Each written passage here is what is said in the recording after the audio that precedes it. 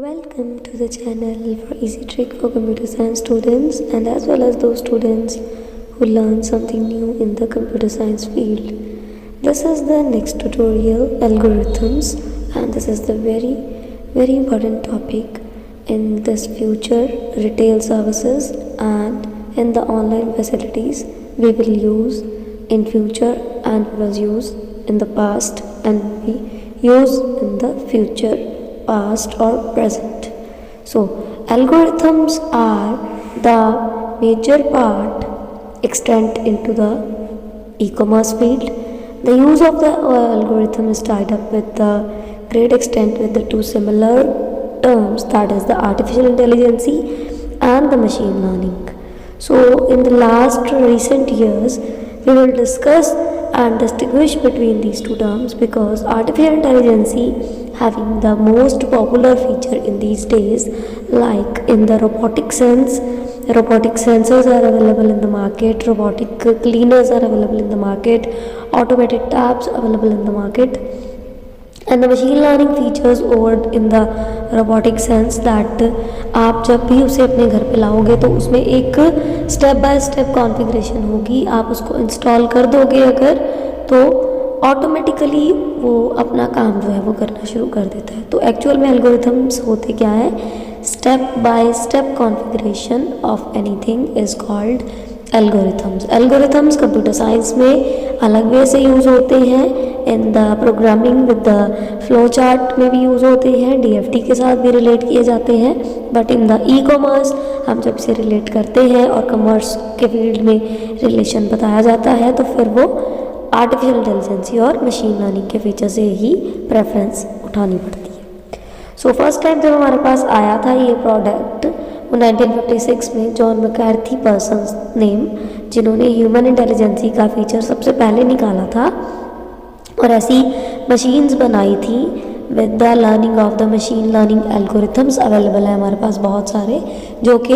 अलग अलग फील्ड्स में बहुत ज़्यादा यूज़ होते हैं, टेक्नोलॉजी में, कंप्यूटर साइंस में, इंजीनियरिंग में, मैकेनिकल इंजीनियरिंग में, इलेक्ट्रिकल इंजीनियरिंग में, ई कॉमर्स में, बहुत फील्ड्स में यूज़ होते हैं. सो मशीन लर्निंग का प्रोसेस हमें सबसे पहले जिन्होंने दिया था that person name is the John McCarthy, जिन्होंने हमें पैटर्न बना के दिए कि इन पैटर्न से उन्होंने सबसे पहले एक मशीन बनाई, जिसके बाद मार्केट में बहुत सारी मशीन्स जो हैं वो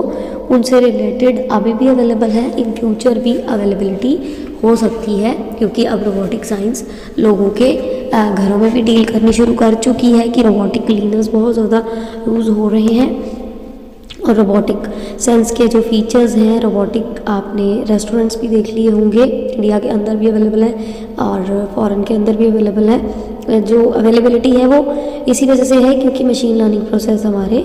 काम पे अब काम करना शुरू हो चुका है. सो एल्गोरिथम्स जो मशीन लर्निंग होते हैं वो ऐसे एल्गोरिथम्स हैं जो कि सेल्फ लर्निंग एल्गोरिथम्स होते हैं, जिसमें डेटा सेट्स के बारे में बताया गया होता है और एप्लीकेशंस जो ई कॉमर्स में होनी है यूज़ उसके बारे में कि कैसे आप किसी कस्टमर की उस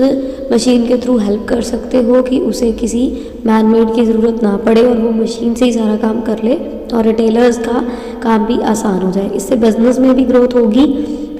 डेफिनेटली कॉमर्स वालों के फील्ड में. और एल्गोरिथम की अगर मैं बात करूं तो जो आप आजकल डोमेन्स यूज़ करते हो गूगल का, फेसबुक का, इसमें भी लॉट्स ऑफ एप्लीकेशंस हैं जिसमें रिटेलर्स, लार्ज वेंडर्स भी अवेलेबल हैं, देखो स्मॉल वेंडर्स भी अवेलेबल हैं in the machine learning algorithm. उन्हें मार्केटिंग का प्रोसीजर पता लग जाता है कि फेसबुक लाइव हो के भी जब आपने कोई काम ऐसा करना है, या गूगल पे भी ऐसे पैट लैब्स अवेलेबल हैं कि आप अपना काम जो है वहाँ से आसानी से कर सकते हो, वेबसाइट क्रिएट करके कर सकते हो, डोमेन क्रिएट करके कर सकते हो, लॉट्स ऑफ एप्लीकेशंस बना के कर सकते हो, अपना बिजनेस ग्रो कर सकते हो इसके थ्रू. वो मशीन लर्निंग प्रोसेस है उसका कि आपने उस प्रोसेस को जब उस फील्ड में लेके आना है तो फिर आपका इन्फ्लुएंसर चीज़ें बननी शुरू हो जाएंगी और रिटेल और मार्केटिंग की सर्विसेज जब बननी शुरू हो जाएगी तो ऑटोमेटिकली इकोनॉमी आपकी बिजनेस की बाय डिफ़ॉल्ट ही ऊपर जानी शुरू हो जाती है. क्योंकि आजकल कोई ऐसा घर या ऐसी चीज़ें नहीं अवेलेबिलिटी कि जिस घर में कोई गैजेट्स ना हो या कोई ऐसी चीज़ें ना हो, तो कस्टमर्स की हेल्प भी कर सकते हो आप मशीन लर्निंग के प्रोसेस से और उन्हें ई कॉमर्स की एप्लीकेशंस भी छोटी छोटी चीज़ें दे के जो कि बनेंगी through out the machine learning algorithm. और मशीन लर्निंग एल्गोरिथम बहुत सारे यूज़ होते हैं, जिसमें से हम भी एक एल्गोरिथम देखेंगे कि जिसमें जो सबसे ज़्यादा पॉपुलर एल्गोरिथम होगा जो कॉमर्स के फील्ड में भी यूज़ होता है। इन आइदर केस कि वो कंप्यूटर साइंस इंजीनियरिंग फील्ड्स में यूज़ होते हैं किसी डिफरेंट प्रोसेस से, पर जब रिटेलिंग की बात आती है, मार्केटिंग की बात आती है, तो फिर डेफिनेटली है कि उसमें एप्लीकेशंस की जो वर्किंग चल रही होती है वो एक डिफरेंट क्राइटेरिया की तरह चलती है, जिसमें हमें कस्टमर्स का ध्यान रखना होता है और उस हिसाब से उस चीज़ को बनाना पड़ता है। सो इनके लिए भी आगे जाके हमारे पास ये फील्ड है कि एल्गोरिथम्स को जब आपने यूज़ करना है तो सबसे पहले किस चीज़ का ध्यान रखना है। सबसे पहले जी increase of the understanding of the customer. जिन कस्टमर्स के लिए आप प्रोडक्ट बनाने जा रहे हो, जिनके लिए वो चीज़ रेडी करने जा रहे हो, उन कस्टमर्स को टारगेट करो कि उनको यूज़ करने वाले कस्टमर्स किस तरह के हैं, लिटरेट हैं, इलिटरेट हैं, किस तरह का पार्ट प्ले करते हैं, वो अपने घरों में कैसी चीज़ों को रेक्टिफाई करवा रहे होते हैं, या उनको कौन सी लैंग्वेज भी समझ आती है, किस तरह का रीजन है उनका, वेदर कैसा है वहाँ का। टारगेट कस्टमर्स को करके जो चीज़ बनाओगे सबसे पहला स्टेप वो। सेकंड सेगमेंटेशन, मतलब पार्ट्स में मॉड्यूल्स बनाओ, पार्ट्स में बनानी शुरू करो। मशीनरी कोई भी बना रहे हो तो बिहेवियर उसका ऑन साइट डेटा के ऊपर भी आप डाल सकते हो। पहले एक चीज़ छोटी आएगी फिर बड़ी भी आ सकती है। छोटी चीज़ कभी लॉन्च करोगे तो टारगेट कस्टमर आपको रिव्यू दे के भी बता सकता है कि इसमें ये चीज़ भी अगर आप एंटर करवा लेते हो तो आपके लिए हेल्पफुल हो जाएगी। और अगर कस्टमर नहीं भी बता पाता तो आपको ऑटोमेटिकली पता चलना शुरू हो जाता है मार्केट को देख के कि अगर कोई चीज़ ऐसी मैनुअल चल रही है जो हम मशीनरी में मशीन लर्निंग के एल्गोरिथम के थ्रू भी उसको एंटर करवा सकते थे, तो इन फ्यूचर भी आपके लिए लर्निंग प्रोसेस में वो एंटर हो सकती है। प्रेडिक्टिंग करनी है कस्टमर की प्रेफरेंस, वो भी हो सकता है कि आप प्रेडिक्ट कर लो कि आजकल के कस्टमर जो हैं वो अवेयर हैं तो उन्हें वो चीज़ चाहिए हो सकती है। कोई एग्जांपल ले लो वैसी जो चीज़ ऑलरेडी मार्केट में बहुत ज़्यादा पॉपुलर चल रही है कि वो क्या चीज़ ले रहे हैं। छोटा सा सर्वे करवा लो, मैसेजेस भेज के भी सर्वे करवाया जा सकता है। आप ऑनलाइन प्लेटफॉर्म्स पे भी सर्वे मांग सकते हो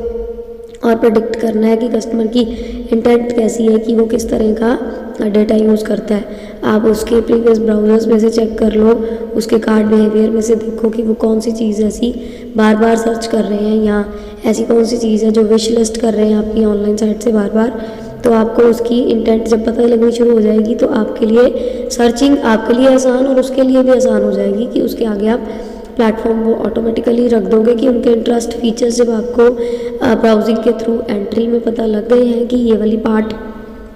वो लेते हैं, तो step by step online feature में आपकी ई कॉमर्स में बड़ी ज़्यादा हेल्प हो जाती है। रिटेलर्स ने जब कोई वेबसाइट खुद बना ली है तो रिटेलर्स के पास सारा सर्वर का डेटा अवेलेबल होगा,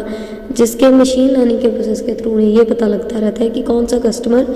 कौन सी ऐसी पॉपुलर चीज़ को बार बार देख रहा है या विश लिस्ट में उन्होंने एंटर करवा रखी है, ताकि इन फ्यूचर आप जो भी अपनी मार्केटिंग फीचर चला के उन्हें कोई भी देना चाहते हो, कोई ऑफ़र देना चाहते हो, तो उनके आगे जितनी बार वो हिट करते हैं वेबसाइट तो उनके आगे वो चीज़ ऑटोमेटिकली आनी शुरू हो जाती है यूज़र के आगे। और यूज़र को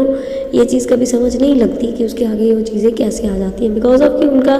आपके ही वेबसाइट के ऊपर जब अकाउंट है तो हिट करना है उन्होंने अकाउंट अपना, तो ऑटोमेटिकली चीज़ की विश लिस्ट उनके पास होती है। तो जब रेट कोई इंक्रीज़ या डिक्रीज़ होता है तो ऑटोमेटिकली वो आपको फ्लैश भी करवा सकते हैं,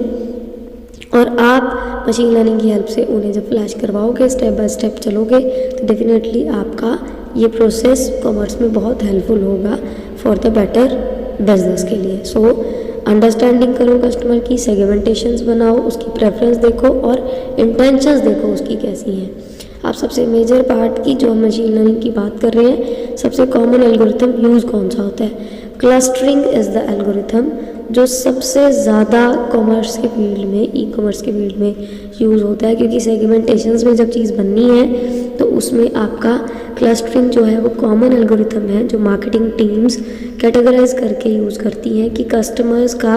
लॉजिकल पार्ट किस तरह का है। उनके लॉजिकल सेगमेंट्स को जब वो इंटेंट कर लेते हैं तो ऑटोमेटिकली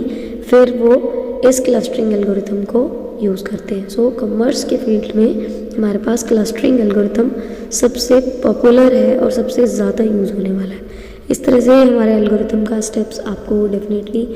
समझ आया होगा. Hope so you will understand all the things article will be and if very you helpful feel to that all of you, the and if channel you is feel very that helpful to the all of you, channel is very like, helpful share, to all of you, subscribe kindly for like, share the and more subscribe with your information, for the more relatives, videos, friends. and the next topic And will the be next uploaded topic will be very soon. uploaded very Till soon. then, thank Till you then, and take care. Thank